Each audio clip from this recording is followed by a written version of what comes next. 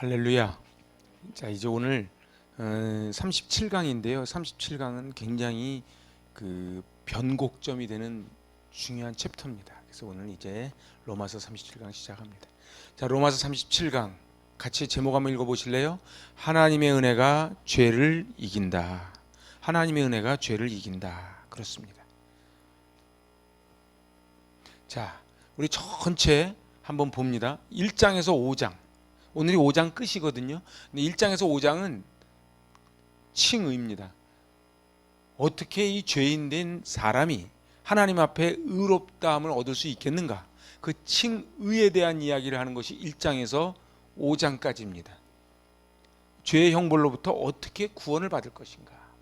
그리고 이제 6장에서 다음 주부터 갈 6장에서 7장은 하나님 앞에 옳다고 인정받은 후 사람이 하나님 앞에 이제 어떻게 살아가야 되는가? 그냥 우리 쉽게 얘기하면 성화입니다. 어떻게 이제 살 것인가? 의롭다함을 받는 것이 1장에서 5장이면 이제 의롭다함을 받은 자들이 그럼 어떻게 살아갈 것인가? 그게 성화입니다. 죄가 우리를 지배하려는 죄의 파워에서 구원받는 것입니다. 죄는 절대로 우리를 놔주지 않습니다. 칭의, 의롭다고 칭함 받았다고 어우 이제 하나님의 자녀니까 내가 손도 못 대겠네요. 절대 그러지 않습니다. 죄가 끝까지 힘을 발휘합니다. 그런데 그 파워에서 우리가 어떻게 이겨낼 것인가? 그것이 6장에서 7장입니다. 그리고 이제 8장 같이 읽어봐요. 몸이 영화롭게 되어 하나님의 본성에 참여하게 되면 죄의 존재로부터 구원받아 죄가 없는 곳에서 살게 된다. 이걸 한마디로 영화라 그럽니다. 그러니까 로마서는 굉장히 논리적이고 조직적인 책이기 때문에 1장에서 5장이 칭의, 6장에서 7장이 성화, 8장이 영화, 그리고 이제 9장, 10장, 11장 그렇게 쭉 이어지지요. 오늘 1장에서 8장이 성도의 시작부터 끝입니다. 그죠? 칭의, 성화, 영화. 그 9장에서 11장은 그럼 이스라엘은 도대체 어떻게 될 것인가? 그리고 12장에서 마지막 16장은 이제 삶입니다. 그러므로 그래가지고 어떻게 살 것인가? 하나님이 기뻐하시는 거룩한 산 제물이 되고 그것이 하나님이 드릴 영적 예배라고 하는 바로 어떻게? 그래서 하나님이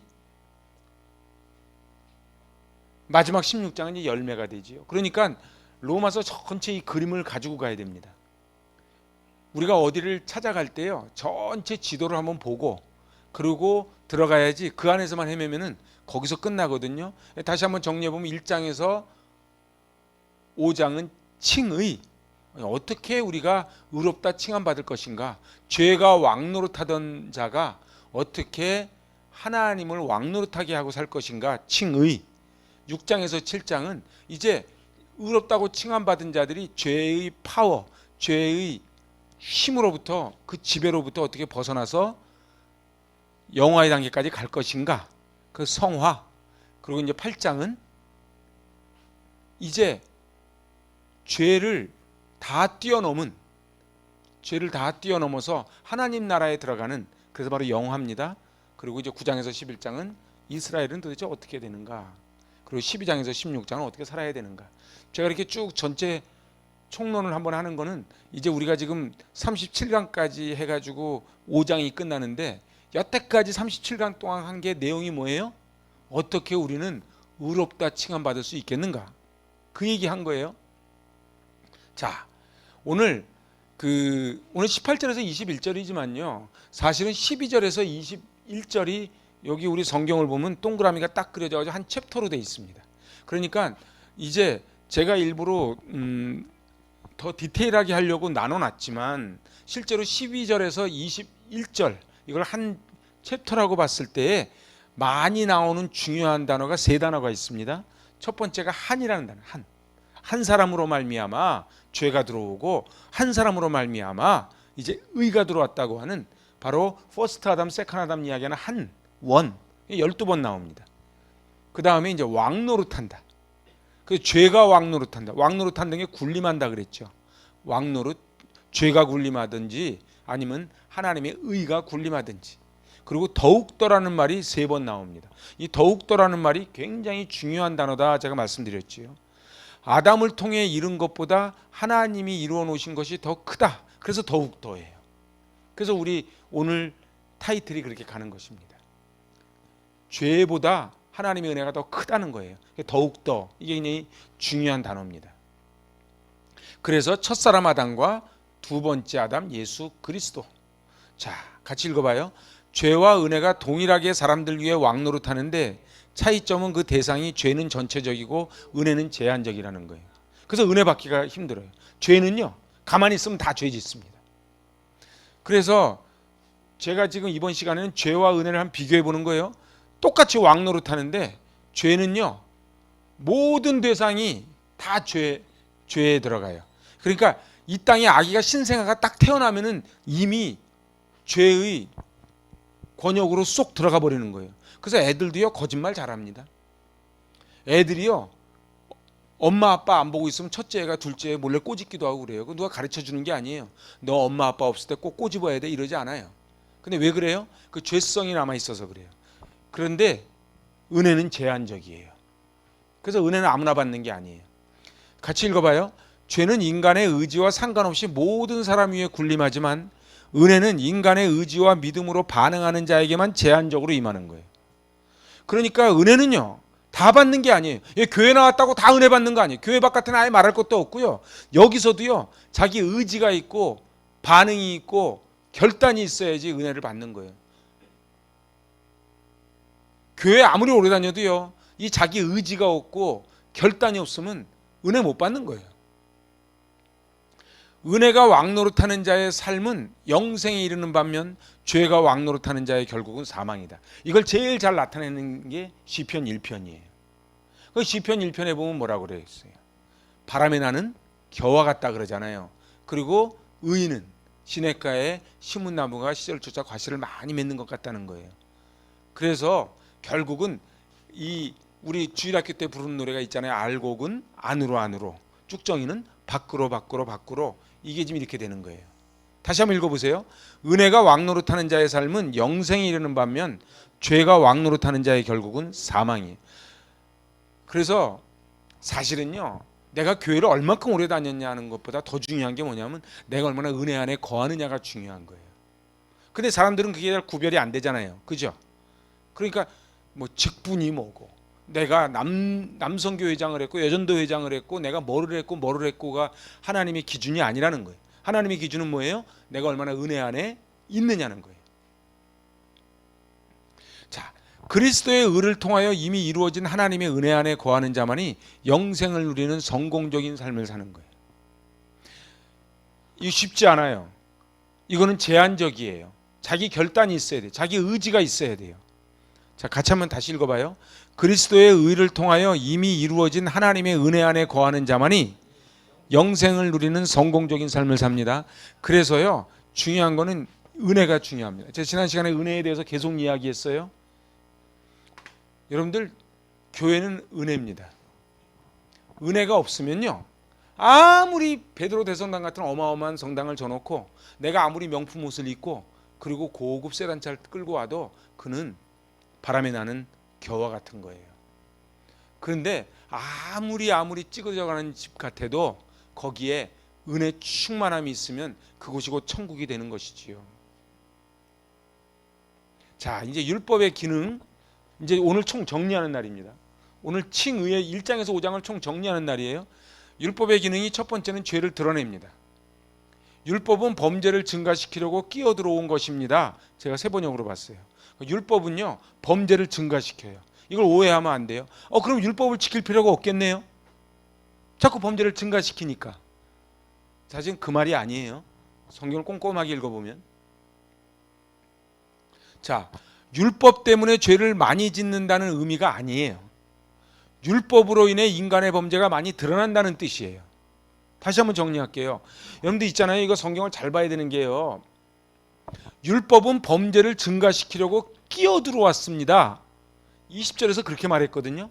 그런데 이 말은 그럼 율법 때문에 범죄가 많이 늘어나고 죄를 많이 진다는 뜻이 아니고 율법으로 인해서 인간의 범죄가 자꾸 드러난다는 거예요. 그래서 로마서 3장 20절에서 뭐라 그래요? 율법으로는 죄를 깨달음이니라. 그래서 제가 그랬어요. 종합검진과 같다는 거예요. 깨닫는 거예요. 종합검진을 받으면은 여기 암이 있습니다. 여기 혹이 있습니다. 진단을 꼭 받아야 돼요. 그러니까 율법이 필요한 거예요. 그런데 그 진단은 치료는 안 돼요. 근데 드러나는 거예요. 율법 앞에 딱 가면 이 사람이 얼마나 죄인이라는 게 낱낱이 드러나는 거예요. 그런 기능이 있다는 것이죠. 그래서 두 번째 기능은 회개케 하는 기능이 있습니다. 하나님이 율법을 주신 목적이 있어요. 왜 율법을 주셨을까요? 시내산에서 읽어봐요. 인간의 힘에 의한 구원의 획득을 포기하도록 하여 하나님이 주시는 구원의 길을 기대하도록 만드는 게 율법의 목적이에요. 그러니까는 구원의 길을 기대하도록 만드는 게 율법인데 이게 주인 노릇하면 어떻게 돼요? 그럼 율법주의가 되는 거예요. 자, 그래서 예수님이 오직 율법을 실천하는 사람이라야 의롭게 될 것이다 이렇게 이야기해요. 그러니까 의롭게 되려면 지금 우리는 이신칭의 마지막 판입니다. 율법을 실천하는 사람이 의롭게 된다는 거예요. 그러니까 믿음으로만 주여 주여 한다고 되는 게 아니고 하나님이 정해주신 율법을 실천하는 자. 그래서 레위기가 다 율법 아닙니까? 그 사랑하라는 거잖아요. 죄로 인해 타락한 인간이 율법의 요구를 지키지 못함으로 구원을 얻지 못하는 거예요. 율법의 요구는 영혼과 마음까지도 하나 된 완전한 순종을 요구합니다. 인간의 능력으로는 근데 이게 불가능하다는 게 결론이에요. 여러분들 보세요. 율법은 꼭 필요한데요. 율법은 어느 한계가 있어요? 율법이 꼭 필요한데 우리 인간의 힘으로는 율법을 지킬 수 없다. 이게 한계예요. 여러분들 유대인들이 600가지가 넘는 율법으로 저렇게 하잖아요. 그럼 유대인들은 정말 율법을 다 지키고 살아요? 못 지켜요. 저건 자기들이 막 모순이에요. 엘리베이터도 안 눌러. 그러면 숨도 쉬지 말아야지. 응? 인간은 불가능하다는 거예요. 하나님은 인간을 대신해서 구원의 요구 조건인 율법을 완성시킬 분을 보내주셨는데 그분이 예수 그리스도라는 거예요. 그래서 이게 중요한 게 마태복음 5장 17절 이 말씀이 중요한 말씀입니다. 시작. 내가 율법이나 예언자들의 말을 폐하러 온 줄로 생각하지 마라. 폐하러 온 것이 아니라 완성하러 왔다. 이 말씀이 이 말씀이에요. 그러니까 예수님은 율법을 폐하러 오신 분이 아니에요. 완성하러 오셨어요. 왜요? 인간의 힘으로는 율법을 지킬 수가 없다니까요. 그래서 이제는 하나님이 딱 보실 때 율법을 주셨는데 이 인간들은 도저히 율법을 지킬 수가 없어. 그래서 율법을 완성시키는 분을 한 분을 보내셨는데 그분이 예수 그리스도시다는 거예요. 그러니까 예수를 믿는다는 게 뭐예요? 그냥 나 믿습니다가 아니고 그 율법을 저절로 지키게끔 된다는 거예요. 자, 이번에는 그리스도의 은혜입니다. 이제 율법 기능에서요. 그리스도의 기능, 그리스도의 은혜는 죄에서 해방을 시킵니다. 5장 21절입니다. 오늘 마지막 절 시작. 이는 죄가 사망 안에서 왕노릇한 것 같이 은혜도 또한 의로 말미암아 왕노릇하여 우리 주 예수 그리스도로 말미암아 영생에 이르게 하려 함이라. 결국 우리는요. 죄가 왕노릇해요. 여러분 가만히 보세요. 세상을 한번 돌아가는 거 한번 보세요. 재벌들, 권력자들 자기들이 다 세상 다 가진 것 같지만 그러지 않아요. 결국 죄가 왕노릇하면 마지막 어디로 가요? 그 대표적인 게 마약으로 죽어가는 사람들이에요. 근데 마약으로 죽어가는 사람만 그러지 않아요. 여러분 남을 미워하기 시작하잖아요. 그럼 마지막은요 사망이에요. 여러분 남 미워하는 사람은 나는 너무 행복해. 그건 사이코예요. 남을 미워하면 내가 안 행복하게 돼 있어요. 그죠? 그래서 예수님이 내 이웃을 내 몸처럼 사랑해라. 오리 가자면 심리 가라. 누구를 위해서? 나를 위해서. 나를 위해서 그런 거예요. 나를 위해서. 타락하여 선을 행하지 못하는 인간은 율법으로 말미암아 죄인이 됩니다. 여러분들 그래서 율법이 자꾸 죄를 나오게 만드는 거예요. 여러분들 율법을 지키려고 하면 할수록 자꾸 죄로 들어가는 거예요. 왜냐하면 인간은요 영원히 죄의 종로로에서 벗어날 수가 없는 존재예요. 인간은요 이 죄가 우리를 꽉 누르고 있잖아요. 여기서 벗어나질 못해요. 여러분 가만히 한번 보세요. 제가 이스라엘 가서 느끼는 게 그거예요. 율법으로 아무리 해도요 저들 안에 샬롬이 없다니까요. 왜냐하면요 저들은 죄의 종로에서 벗어나질 못해요. 여러분들 하마스가 한 발 쏘면 이쪽에서 10발 쏜대. 그게 끝이 납니까? 여러분들 절대로 그 끝이 안 납니다. 자, 그리스도의 은혜는요 죄에서 해방을 시켜줘요. 아까 우리 21절 읽은 거죠. 그리스도께서 인간을 대신해서 율법의 요구를 충족시킴으로 이제 완성시켰으니까 죄는 더 이상 인간을 주장하지 못하게 되어 인간은 죄의 종로돼서 해방된 거예요. 여러분들 그래서 로마서 6장 6절 같이 읽어봐요. 우리의 옛사람이 그리스도와 함께 십자가에 달려 죽은 것은 죄의 몸을 멸하여서 우리가 다시는 죄의 노예가 되지 않게 하려는 것임을 우리는 압니다. 그러니까 원래 우리는 다 죄의 노예라니까요. 우리는 돈의 노예고요, 권력의 노예고요, 미의 노예고요, 명품의 노예고, 인터넷의 노예고, 우리는 다 중독성이 다 있어. 애들 봐요. 애들요, 너 제발 게임 좀 해라. 부탁할 것도 없어. 애들은 다 게임하게 돼 있어요. 그죠? 왜 그래요? 그 죄성이 있어서 그래요. 그걸로 다 들어가게 돼 있어요. 하여튼 못된 거는 다 하게 돼 있어요. 그래서 우리도 옛사람이 있는 거예요. 옛사람은 그래서 그리스도와 함께 십자가에 못 박혀 죽어야 되는 거예요. 그러니까 내가 사는 것이 아니고 내 안에 그리스도 예수가 살 때만이 우린 죄의 노예에서 해방된다는 것이지요. 그래서 인간은 하나님 앞에서 죄에서 떠나 의롭다 인정함을 받는 자가 된다는 거예요. 이거는요 보세요. 인정받는 거예요. 이걸 뭐라 그래요? 칭의라 그래요. 우리는 원래 의롭지 않아요. 근데 의롭다고 그냥 인정해 주는 거예요. 우리는 원래 자녀가 아니에요. 근데 자녀라고 불러주기로 한 거예요. 옛날 어느 소설에서 그런 거 있었어요. 정말로 찢어지게 가난한 아이가 부잣집에서 너무 불쌍해서 데려다가 먹이고 재우고 깨끗한 이렇게 침대에서 해가지고 싹 재웠는데 어느 날 이 부인이 문 여니까 애가 없는 거야. 가서 보니까는 문 현관 바깥에 이렇게 쭈글쭈글 애가 앉아 있는 거야. 너 왜 그래? 여기서 자야지 그랬더니 전 여기가 편해요 그러더라는 거야. 우리는요 죄 짓는 게 편해. 고향 온 것 같아. 이거는 무제한적이야. 다 그래요. 그런데 죄를 안 지려면 어떻게 돼요? 몸부림이 있어야 되는 거예요. 그래서 은혜 받는 것보다요 은혜 유지하는 게 더 어렵습니다. 우리는 인정을 받은 거예요. 그냥 이게 칭의예요. 원래 우리가 의롭지 않아요. 자, 그 다음에 두 번째 영생을 얻습니다. 예수님 때문에. 이거 같이 읽어봐요. 인간은 죄에서 해방될 뿐만 아니라 죄의 대가인 사망에서 벗어나 그리스도의 은혜에 동참하게 되고 그 대가로 그리스도께서 주시는 영생에 동참합니다. 죄와 사망이 다시는 우리를 주장하지 못하며 그리스도 안에서 영생과 자유함을 얻습니다. 그래서 예수님이 나는 길이요 진리요 생명이니 나를 믿는 자는 죽어도 살겠고 살아서 나를 믿는 자는 영원히 죽지 아니하리라. 이것을 너희가 믿느냐 이렇게 말씀하시는 거예요. 지금 예수를 믿으면 영원히 죽지 않는다는 거예요. 근데 이거를 아멘 해야 그때부터 구원이 시작이 되는 거예요. 그럴 때 어떻게 해요? 죄와 사망이 우리를 다시는 주장하지 못하는 거예요. 이 어마어마한 사건이지요.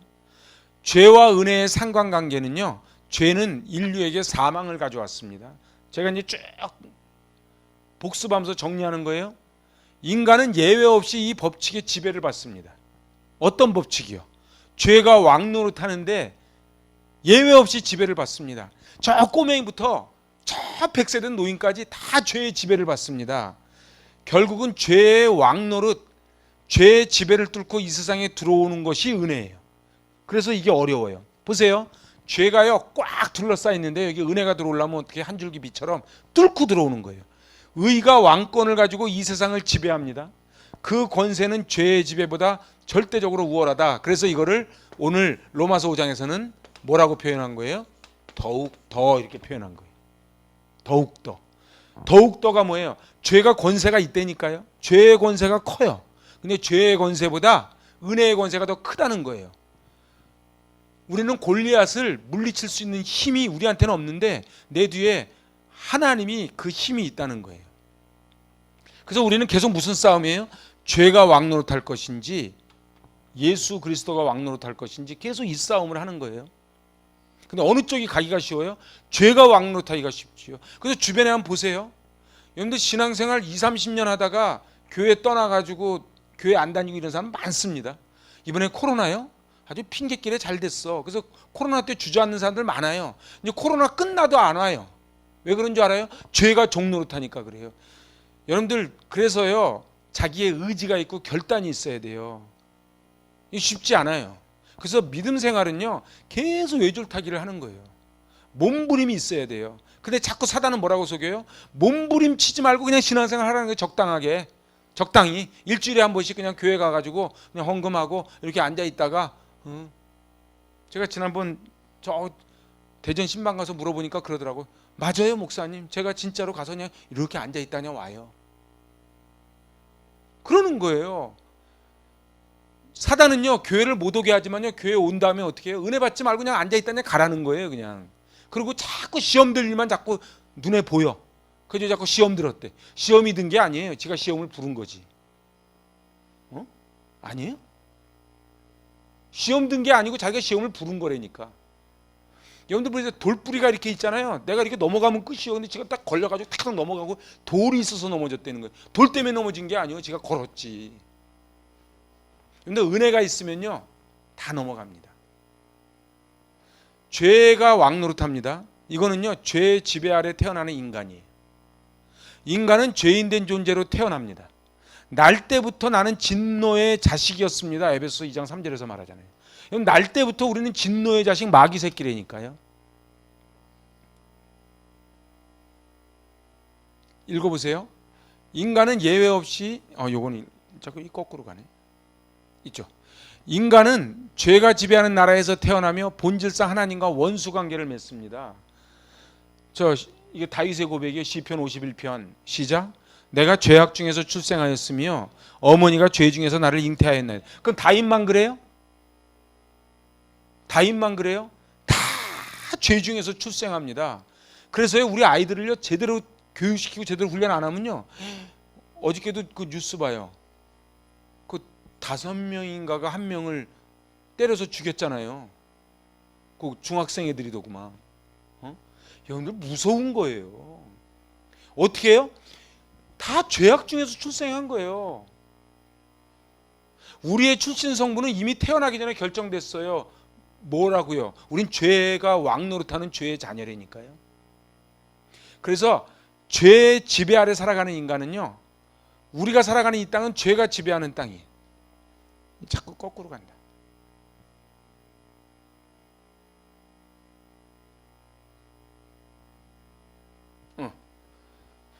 자, 어느 누구든지 죄의 통치에서 자유로울 수 없고 그 요구를 거부할 수 없어요. 요즘 막 그 이단 나오는 거 봐요. 거부를 못 하겠대잖아요. 그게 왜 그래요? 그게 마귀한테 묶이면 그러는 거예요. 거부를 못 하는 거예요. 모든 인간은 죄를 지음으로써 죄의 종이 되고 죄의 종이 되었기 때문에 죄를 짓는 거예요. 여러분 보세요. 죄인이니까 죄를 짓는 게 아니에요. 원래 죄 중에 출생을 해서 자연스럽게 죄를 짓는다니까요. 여러분들 그래서요, 저 사람 왜 저렇게 나빠가 아니에요. 원래 다 나빠요. 그냥 티를 내냐 안 내냐 그 차이지. 아니, 안 그래요? 우리도 만약에 총 자유화하면 여러 명 죽을걸요. 죄를 범하는 자마다 죄의 종이라고 선언하는 거예요. 그러니까 누가 죄의 종이에요? 누가 죄가 왕노릇하는 거예요? 죄를 범하는 자가. 근데 우리는요, 여기 위에를 읽어보면요, 죄를 지음으로써 죄의 종이 되고 죄의 종이기 때문에 죄를 짓는 거예요. 그럼 여기는 소망이 없어요. 여기 소망이 어디 있어요? 여러분들 아무리 자연보호한다 그러고 뭐 한다 그러고 인간들 모여가지고 우리끼리 해가지고 뭐가를 호텔에서 아무리 회의해봐요.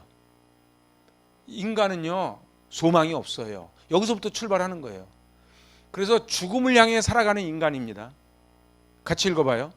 죄의 지배 아래 태어나고 죄의 지배 아래 살아가는 인간은 죽음을 향해 나아가는 존재입니다. 그래서 제가 지난 시간에 계속 말씀드렸지만 에덴 동산에서 죄를 지면서 사망이 들어왔다니까요. 죄의 싹은 사망이라니까요.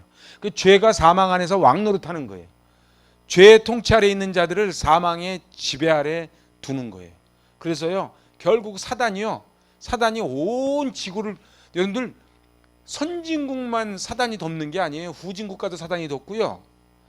필리핀도 그렇고 아프리카도 그렇고 사람 사는 동네는 다 그 안에 싸움이 있고 그 안에 다툼이 있고요. 다 있어요. 인간을 영적 사망으로 인도합니다. 이게 어떻게 됐을 때요? 하나님 말씀에 무감각한 자로 만들어 버립니다. 그래서 화인 맞아 버립니다. 그래서 하나님 말씀이 주일날 선포돼도 변화가 안 돼요. 하나님 말씀 아무리 들어도 생각을 해보세요. 제가 가끔 농담으로 그래요. 여러분들 교회를 10년 다니면 설교를 몇 번 들어요? 그냥 일주일에 한 번만 나온다 치더라도 최소한 500번을 듣는 거예요. 그죠? 그냥 주일에 한 번만 들어도 10년 교회를 다니면 500번. 여러분 지나가는 강아지 500번 얘기해봐요. 앉아 일어서. 그러면 걔가 하겠어요, 안 하겠어요? 제가 볼 때 하지. 걔한테 500번 앉아 하면은 앉아 안 하겠어요? 근데 사람은 안 그래요. 왜 그런 줄 아세요? 영이 있어서 그래요. 영이 있어서 사람은요 500번 설교를 들어도 안 바뀐다니까. 왜요? 무감각해지게 만드는 거예요. 관저가 고수를 찔러 쪼개야 되는데 안 그런 거예요. 눈을 어둡게 해서 하나님의 거룩하신 계시를 보아도 알지 못하게 합니다. 여러분들 자연을 보면서 막 하나님의 계시를 봐야 되거든요. 여러분 아침에 눈을 떴을 때 하나님이 나를 이 감격이 있어야 되잖아요. 근데 지긋지긋한 세상 내가 또 살아야 돼. 그러면요 그 사단이 눈을 가린 거예요. 여러분들 잘 보세요. 우리 하루하루 사는 게 기적입니다. 은혜예요. 그냥 감사해요. 애들이요 튼튼하게만 자라면 진짜 최고입니다. 여러분들 적시자병원 이제 옛날에 가보니까요 애 자기 머리보다 더 큰 징계를 꼽았더라고.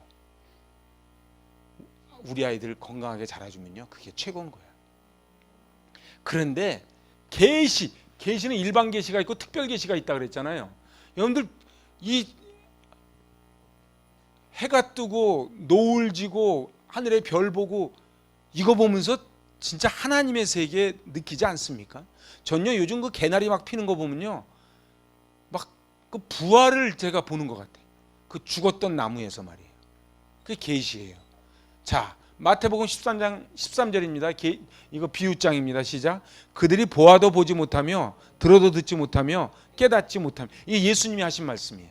예수님이 뭐라 그래요? 바리새인들 보고 보아도 보지 못하고 들어도 듣지 못하고 깨닫지 못한다. 이게 바리새인들이에요. 근데 이게 현대인들이에요. 아무리 전도를 해봐요. 아무리 해도 들으려고 하지 않아요. 언더우드 말처럼 자기들 이로우라 그러는 건데 화부터 내는 거예요. 인간의 육체를 사망으로 인도합니다. 그래서 인간은 영원한 존재가 아닌 한시적인 존재로 만들어서 절망하게 합니다. 장례식장 가면 다 눈물 흘리고 절망하잖아요. 왜? 죽음 앞에. 그리고 또 우리도 죽음의 길로 가는 거예요. 근데 이제 여태까지는 죄가 왕노릇하는 걸 봤다면 이제는 은혜가 왕노릇하는 걸 한번 보는 거예요. 흘러넘치는 은혜. 인간의 사망과 고통의 모든 근원은 죄입니다. 결국 죄입니다. 하마르티아. 관역을 빗나간 거예요. 여러분들 보세요. 요즘 학생, 주부, 그리고 남자들 다 문제가 뭐예요? 관역을 빗나가는 거예요. 그죠? 자녀가 자녀의 자리를, 부모가 부모의 자리를. 죄는 인간을 지배하고 인간을 파멸로 몰고 갑니다. 그런데 어떻게 해요? 달콤하게 만들어서 자꾸 죄를 짓게 만드는 거예요. 그 제가 그러잖아요. 저는요 젊었을 때 바람 펴가지고 난 노년 좋은 사람 저한테 한번 데리고 와보세요. 전 본 적이 없어요. 네? 젊었을 때는 좋죠. 힘 있고 돈 있고. 근데요 나이 딱 들잖아요. 그러지 않아요. 조강지처가 좋더라고. 자기 아내밖에 없는 거예요. 그런데요 사단은 자꾸 뭐라고 속여? 아내 말고 자꾸 딴 여자를 보게 만들잖아. 그죠? 그 사단이 하는 거예요. 먹음직도 하고 보암직도 하고 탐스럽게 만드는 거예요. 근데 그래서 마지막은 뭐예요? 파멸이에요. 자기 딸보다 어린 여자랑 사는 감독 있죠. 제가 볼 땐 진짜 볼 것도 없어요. 그 부러워할 것도 없어요. 볼 것도 없어요. 자, 하나님께서 죄인을 구속하시기 위해 은혜를 내리셨는데 그게 그리스도예요. 은혜예요. 그래서 이 죄가 가득한 곳에 파고 들어온 게, 빛으로 파고 들어온 게 그리스도예요. 근데 중요한 게 뭐냐면 그리스도의 권능은 죄의 권능보다 우월하다는 거예요. 그래서 은혜가 더욱 넘쳤나니 더욱 더해요. 그래서요, 우리 로마서 5장 12절에서 21절에서 우리가 잊지 말아야 되는 게 더욱더라는 단어예요. 더욱더. 응? 죄가 약한 게 아니에요. 죄가 얼마나 강한데요. 여러분들 중독자들 고치는 게 쉬워요? 안 쉬워요. 제가요, 알코올 중독을 제가 충주까지 데려가는데요, 데려가는 그 봉고차에서도 술을 먹더라고. 응? 그리고 3일 만에 탈주했는데 거기 원장이 그러더라고. 알코올 중독자들은요 30초 있다가 탄로날 것도 얘기한대. 거짓말한대. 그래가지고 탈주해가지고 와가지고 일산에 와가지고 우리 집 앞에 와서 그냥 저를 죽이겠다고 막 그랬어요. 자기를 이거 알코올 중독 그 치료소로 데려갔다고요. 난 자기 잘 되라 그러는 건데. 자, 왕으로서 이제 지배하는 은혜입니다. 같이 읽어봐요. 은혜도 또한 의로 말미암아 왕 노릇하여. 은혜는 하나의 거대한 권능을 가진 인격자입니다. 이게 중요해요. 이게 중요합니다. 지정의. 은혜는 인격자입니다. 그래서요, 나 원하지도 않는데 은혜가 막 들어오지 않아요. 어떤 분은 그래요. 그럼 하나님이 좀 인간 하나님에 멀어지면 그냥 갑자기 교통사고 나면 탁 내주고, 좀 하나님 앞에서 교회 와가지고 삐딱선 타면 그냥 하나님이 팍 그냥 사고 내고 막 이러면 말 잘 들을 텐데, 그죠? 안 그래요? 아니 교회 성기다 말고서 막 하면은 갑자기 하나님이 너 그랬어? 주일 한 번만 빼먹어. 그래가지고 그냥 팍 박살내고 그러면 정신 바짝 차리겠죠. 근데 하나님은 그렇게 안 하신다는 거예요. 왜요? 하나님이 안 하신다고 모르시는 게 아니라는 거예요. 하나님 두려운 줄 알고 살아야 돼요. 죄보다 절대적으로 우월한 권능으로요, 인격자라는 말이 중요해요. 인격자. 그래서 은혜는요, 하나님의 하나의 거대한 권능을 가진 인격자예요.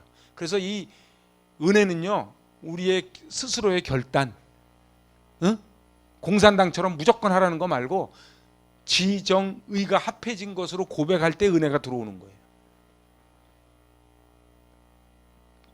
죄가 이 땅에 왕노릇 했듯이 이제는 은혜가 왕노릇 합니다. 은혜가 우리의 강력한 지배자가 된 거예요. 이게 예수 믿는 거예요. 그럼 보세요. 은혜가 우리 안에 들어와서 강력한 지배자가 됐어. 와, 그러니까요, 막 모든 것이 초막이나 궁궐이나 다 천국으로 보여요. 여러분들 보세요. 은혜 받으면요, 미운 사람이 없어집니다. 이게 특징이에요. 그리고요, 어떠한 어려움에도 내게 능력 주시는 자 안에서 내가 모든 것을 할 수 있다는 결단이 나와요. 그래서 우리는 실패했다고 낙심하지 않아요. 잘됐다고 교만하지 않아요. 근데 은혜가 떨어지면 어떻게 돼요? 조금만 잘 되면 제가 잘나서 잘 된 줄 알고 교만하다가 조금만 잘못되면 낙심하는 거예요. 은혜의 지배 아래 들어간 자들은 사망과는 이제 무관한 자가 됩니다. 요한복음 11장. 우리 장례식장 가면 이 말씀 늘 읽죠? 응? 같이 읽어봅시다. 시작. 예수께서 이르시되 나는 부활이요 생명이니 나를 믿는 자는 죽어도 살겠고 무릇 살아서 나를 믿는 자는 영원히 죽지 아니하리니 이것을 내가 믿느냐? 이렇게 묻는 거예요. 여러분 보세요. 예수 믿는 게 뭐라고요? 죽어도 살겠고 살아서 나를 믿는 자는 영원히 죽지 않는 그걸 믿는 게 믿음이에요. 근데 보세요. 나는 안 죽어. 원래는 죄는 죽음이라니까요. 근데 예수가 들어와서 영생을 얻게 하려 하심이라. 그러니까 날마다 천국이 되지 않겠어요? 그러니까 옆집 아줌마가 볼 때 이해가 안 되는 거예요. 저 아줌마가 기쁠 일이 없는데 왜 저렇게 기쁘냐는 거예요. 내 안에 영생이 있거든. 근데 교회 갔다 와서도 계속 인상 쓰는 사람은 영생이 없고 아직도 죄가 왕노릇하는 사람이에요. 그래서 교회 다니면서요, 자꾸 시험 들 것 찾고 미워하는 사람 찾는 사람은요, 은혜에서 멀어진 사람이에요. 자, 읽어보세요. 아담의 불순종으로 우리는 모두 심판과 징벌의 대상이 된 거예요. 하나님은 인간을 만드시고 아담을 인류의 대표로 지명하셨거든요. 근데 그리스도께서 순종함으로 의를 이루셨는데, 이 순종이 어떤 순종이냐? 같이 읽어봐요. 히브리서 5장 9절. 온전하게 되셨은즉 자기에게 순종하는 모든 자에게 영원한 구원의 근원이 되었다. 여러분들, 그래서 이 순종은 어떤 순종이냐면요, 온전한 순종이에요. 여러분들, 순종은요 99%짜리 순종이 없어요. 그냥 온전한 순종이에요. 이때 역사가 일어나요. 그러면은 그 예수님이 순종하셨듯 우리가 순종을 하면 그 은혜가 들어오거든요. 근데 자꾸 이 21세기 접어들고 이제 뭐 4차원 세계가 되고 뭐 AI가 나오고 이러면서 뭐가 나와요? 내 생각이 자꾸 들어가는 거예요. 내 생각이. 그러니까 100% 순종이 안 되는 거예요, 우리는요. 우리의 구원은 전적으로 그리스도의 것이요 그로부터 오며 그 안에 있는 것입니다. 잘 보세요. 우리의 구원, 우리의 은혜는요 전적으로 주님으로부터 오고 주님 안에 있고 주님의 것이에요. 이 부분만 다시 읽어보세요. 시작. 우리의 구원은 전적으로 그리스도의 것이요 그로부터 오며 그 안에 있습니다. 자, 유명한 요한복음 10장 9절 시작. 내가 문이니 누구든지 나로 말미암아 들어가면 구원을 받고 또한 들어가며 나오며 꼴을 얻으리라. 그러니까 그 요한복음에 보면 에고 에이미가 나오잖아요. 에고 에이미, 나는 뭐뭐시다 할 때 나는 문이라는 거예요. 그래서 성막은요 그 큰데 문이 하나밖에 없는 거예요. 담으로 못 넘어가는 거예요. 성막은 딱 그거 하나예요. 예수 그리스도를 통하지 않으면 우리는 구원을 받을 수가 없는 거예요. 그래서 구원을 얻을 만한 다른 이름을 우리에게 주신 일이 없다, 이렇게 사도행전은 선언하는 거예요.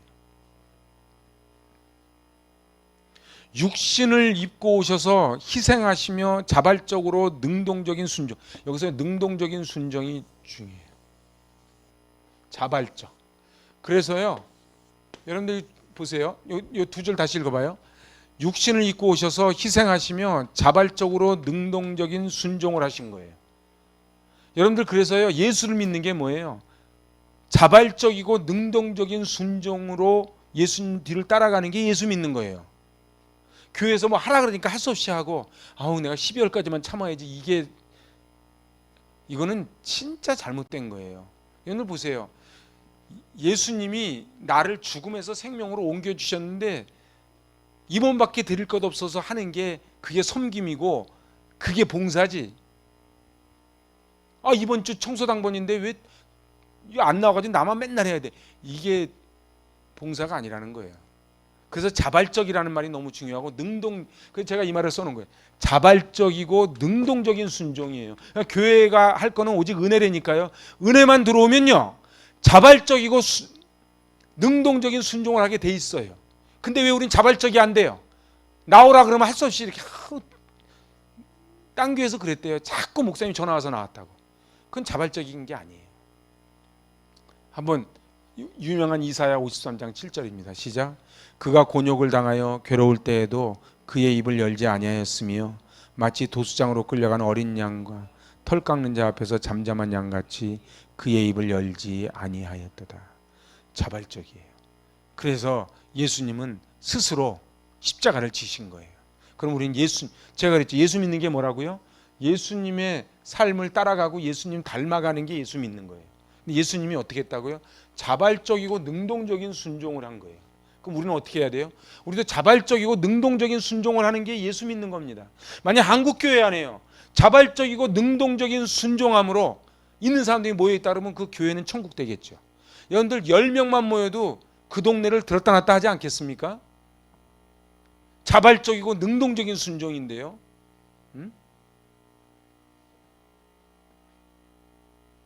우리는 그를 믿음으로 의롭다 하심을 얻어 새로운 이제 생명을 받는 거예요.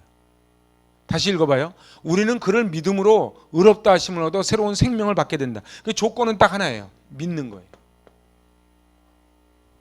의인은 믿음으로 말미암아 산다는 것이 로마서 전체의 대주제입니다. 그래서 1장에서 5장까지 이신칭의, 오직 의인은 믿음으로 말미암아 살리라. 이게 지금 우리 37강을 이어오도록 내려오는 이 어마어마한 테마예요. 이게 지금 로마서의 대전제. 여러분들 칭의가 있어야 성화가 있을 거 아닙니까? 근데 한국 교회는요, 싸구려 구원이 돼가지고 칭의는 받는데 성화로 안 가는 거예요. 영화는 좋아해, 면류관은. 근데 성화가 싫어. 그러니까 어떻게 해요? 그냥 적당히 뒷자리에 앉아서 그냥 있다가 그냥 가길 원하는 거예요.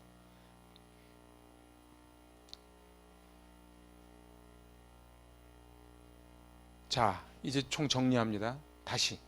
아까 제 맨 서두에 있는 걸 좀 다시 올려놨어요. 1장에서 5장은 사람이 어떻게 하나님 앞에서 의롭다함을 얻을 수 있는가, 칭의에 관련된 거예요. 어떻게 죄가 왕노릇하던 자가 이제 예수 그리스도가 왕노릇하게 살 수 있는가? 오직 믿음으로. 오직 믿음으로. 6장에서 7장은 하나님 앞에 옳다고 인정받은 사람들, 이제 다음 주부터 나와요. 근데 의롭다고 인정을 받았어. 아니, 내가 다리 밑에 거지였는데 재벌집 아들로 들어갔으면 재벌집 아들답게 살아야 되는데 자꾸 현관에서 사는 게 편하다 그러는 거예요. 예수를 믿었으면은 예수 믿은 자답게 살아야 되는데 우리는 옛날 죄의 종로로 탈 때가 편해. 그래서 어떻게 회식 자리 가면은 거기가 잔잔해야 되고, 죄 짓는 자리 가면은 같이 쓰는 거예요. 죄가 우리를 지배하는데요, 우리는 그걸 아셔야 돼요. 우리가 칭의 받았다고 사단이요 절대 포기하지 않습니다. 절대 포기하지 않고요, 파워를 가지고 우리에게 달려들어요. 그런데 그 죄의 파워를 이겨낼 수 있는 힘이 뭐예요? 그게 성화예요. 거기에 대해서 써놓은 게 6장 7장이에요. 그래서요, 교회 다니다가 넘어지는 사람 무지하게 많습니다. 그 왜 그런 줄 아세요? 세례도 받았어, 칭의도 받았어. 그 종교라는 기독교라고 동그라미를 쳐. 근데 주일 되면은 어디로 갈까 이리 갈까 고민해요. 왜 그런가? 사단이란 놈이 포기하지 않고 딱 붙잡는 거예요. 그래서 이제 무슨 싸움이 벌어지는 거예요? 하나님과 사단 사이에 삿바 싸움이 벌어지는 거예요. 그러면 이걸 누가 해요? 자기 의지로 결단하는 거예요. 그래서 성화를 이뤄가는 거예요. 그게 6장에서 7장입니다. 그래서 이제 8장은 몸이 영화롭게 되어 하나님의 본성에 참여하게 되면 죄의 존재로부터 구원받아 죄가 없는 곳에서, 예수님은요 죄를 경험한 적이 없으신 분이거든요. 그분이 이 땅에 오셨잖아요. 이제 영화라는 게 뭐예요? 저 가나안 땅. 저 가나안 땅이 뭐예요? 죄가 없는 곳에서 사는 거예요. 그래서 그곳에는 눈물도 없고 곡함도 없고 외로움도 없고 아픔도 없는 그곳에 사는 그 영화예요. 근데 영화까지 가려면 어떻게 해요? 요단강을 건너가야지. 요단강을 건너가려면 광야 학교를 통과해야 되는 거예요. 이 광야 학교. 근데 한국 교회의 지금 어려움은, 옛날에 우리 어머님 때는 그냥 마룻바닥에서도 그냥 엎드려서 같이 기도하고 막 그러면서 어떻게든지 우리 아이들을 갖다 믿음으로 키우려고 막 몸부림을 쳤는데 그 몸부림이 없어져 버리는 거예요. 그 몸부림이 없어지니까 뭐가 돼요? 죄가 꽉 붙잡는 거예요. 그래서 우리 아이들이 어떻게 돼요? 우리 아이들이 죄에 붙잡혀서 가는 거예요. 그래서 우리 아이들을 키우려면 어떻게 키워야 돼요? 진짜로 무릎을 꿇어야 되는 거예요. 애들은 저절로 커지지 않아요.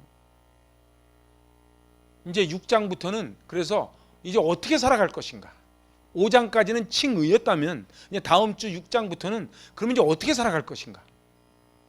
그것도 그냥 막 살아가면 안 되고 이 사도 바울이 매뉴얼을 쫙 주거든요. 그 매뉴얼이 있는 거예요. 그래서 나중에 사도 바울이 7장에서 뭐라 그래요? 내가 원하는 바 선을 행치 아니하고 원치 아니하는 바 악을 행하는도다. 오라 나는 공고한 자로다. 이 사망의 몸에서 누가 나를 건져내리요. 그렇게 탄식을 하잖아요. 그게 성화의 단계인 거예요. 오늘 여기까지 해서 이제 1장에서 5장 37강으로 마칩니다. 여러분들 그러니까 이 칭의라는 말이 간단한 게 아니에요. 간단한 게 아니고 1장에서 5장까지 오는 동안을, 그래서 제가 꼭 부탁드리고 싶은 거는 1장에서 1강에서 37강까지를 다 못 들으시겠으면은 최소한 강의안만이라도 좀 보세요. PPT 강의안만이라도 한번 쭉쭉 한번 보세요. 그러면은 칭의가 뭔지가 정확히 나오는 거예요. 그리고 이제 그렇게 해야 다음 주부터 성화에 대해서 들어갑니다. 기도하십니다. 하나님 아버지, 이제 죄가 왕노릇하던 저희가 이제 은혜가 의로 말미암아 왕노릇하는 예수 그리스도를 내 안에 모시고 살기를 원합니다. 죄는 모든 이에게 전반적으로 내려오지만 의인은 내가 결단하고 의지하고 고백을 해야 되는 것을 이제 보았습니다. 하나님, 오늘 배운 데서 그치지 말게 하여 주시고 내가 이제 하나님의 자녀답게 사는 몸부림이 있게 하여 주시고 결단이 있게 하여 주시고 내 안에 예수가 살기 위해 내가 죽고 예수만 살아나게 하여 주시옵소서. 예수님의 이름으로 감사하며 기도하옵나이다. 아멘.